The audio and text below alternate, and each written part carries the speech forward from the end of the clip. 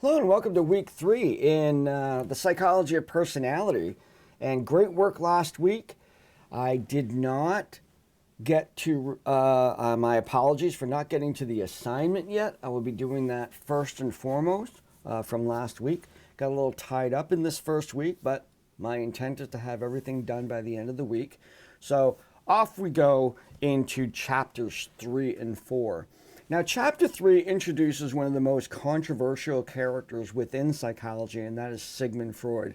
And I'm going to request that you put what you understand about Sigmund Freud on the shelf for just a little bit so you can really engage in this topic.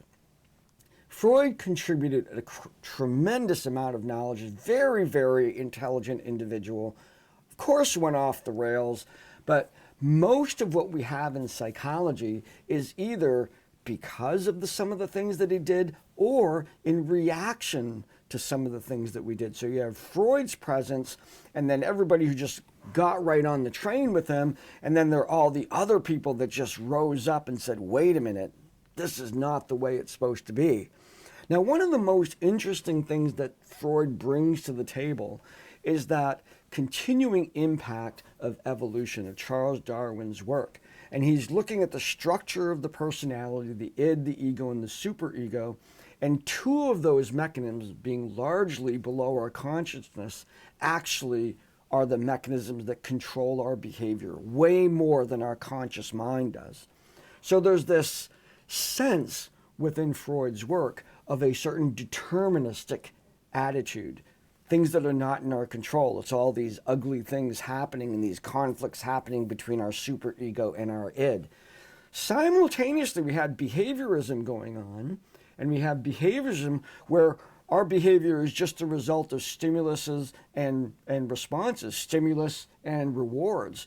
And in both of those scenarios, both those major areas of psychology and psychological history, the battle's laying out, but the human willpower has been taken out of both of them. Choices that people make in order to be who they want to be is somewhat removed from those theories. We seem to be pawns in a larger scheme, the larger scheme being Freud's inner conflicts between the id and the superego, and behaviorism's controlling factors, of stimulus and rewards that shape our behavior.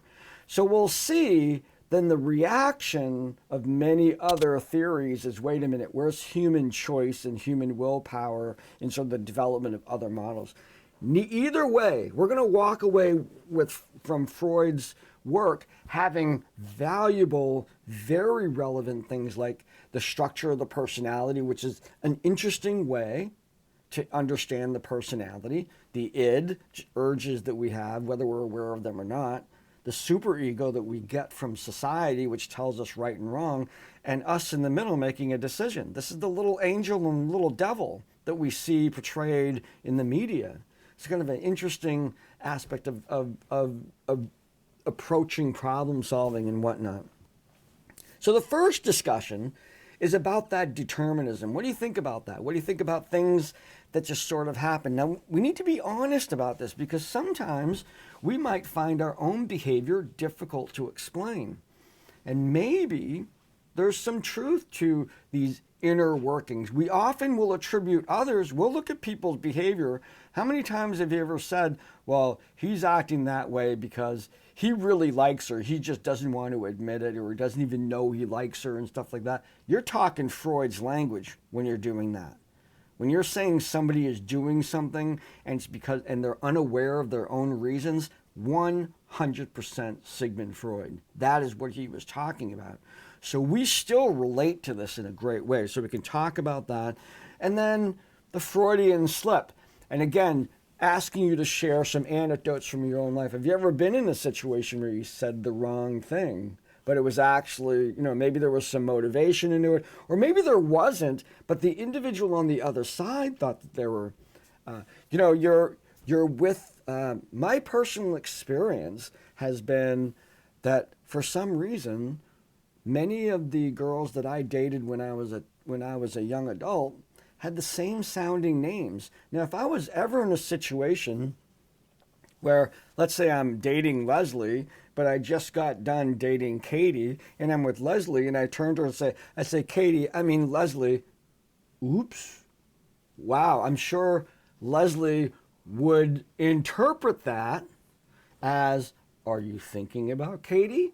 No, and that kind of slip, the assumptions that we make about those slips is 100% Freud, and we get into that when we talk about our Freudian slips. We then go into the quiz. Let me just get my paper here. The quiz where I'm asking you to look at something you might be anxious about. Let's say a quiz or a performance in something, public speaking, or going on a new date, or having to confront a friend or anything like that. Talk about that anxiety and talk about it as if you were Freud. That's what I want you to do. Like, look at that anxiety and analyze it using the tools of the id, ego, and superego, conflicts, defense mechanisms, all of that stuff. Look up that and create a picture looking at your anxiety from that lens. Sometimes it's really helpful, even though for a large part, those basic theories have not really shown any sort of evidence of reality. They become important tools for us to understand others and our behavior. We then switch, and we have Alfred Adler, one of my favorite psychologists of all time, and Harry Stack Sullivan, both of whom focus on the choices that people make. You see that reaction. So Alfred Adler was a student of Freud, broke with him. Freud didn't like that. That's part of his personality quirks. He didn't like people disagreeing with him. So these breaks were not just professional breaks, they were friendships. He'd write people off. And Adler was an incredibly, incredibly intelligent person. Harry Stack Sullivan comes along, also a very intelligent individual, coming up with other ways, other purposes for the personality. Now, in Freud's work, we have the purpose of the personality is to reduce anxiety. Kind of the fundamental thing, to go through life with as little stress as possible, sort of the function of our personality. We go to Adler, and his focus is on inferior, superior feelings. Now, this comes from an individual who was very sickly throughout their childhood. So that idea, almost like what we'll get into Erickson when we talk about inferiority, the stage of inferiority there, you see this sense of where am I in the pecking order of individuals, this competitiveness pecking order. We can look at that as kind of a core factor of Adler's work. And then with in Harry Stack Sullivan's work, he looks for seeking superiority. So we have this notion that we act in ways to resolve our sense of inferiority, and then Harry Stack Sullivan comes along and says our purpose is to be superior. That drives us. These are the fundamental driving forces that differentiate between Alfred Adler and Harry Stack Sullivan. So a discussion about those things. And then the quiz, looking at your style of life, which is a concept that Adler came up and answering to that, and superiority. And then the second question is the superiority versus interpersonal security from Stack Sullivan's point of view.